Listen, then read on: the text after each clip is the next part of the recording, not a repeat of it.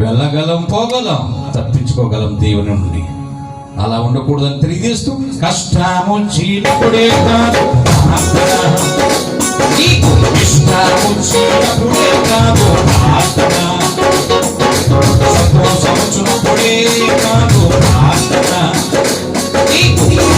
వచ్చినప్పుడే కాదు కష్టము చీనప్పుడే కాదు ఇష్టము చీనప్పుడే కాదు సంతోషముచున్నప్పుడే కాదు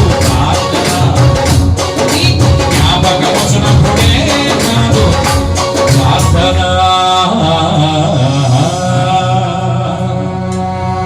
మన జీవితంలో ఏమున్నను లేకపోయినను, కలిమిలో ఉన్నను లేమిలో ఉన్నను, భక్తుడైన యోబు వలె సన్నిధిలో కృతజ్ఞత కలిగి ముందుకు సాగిపోదాం. దేవునికి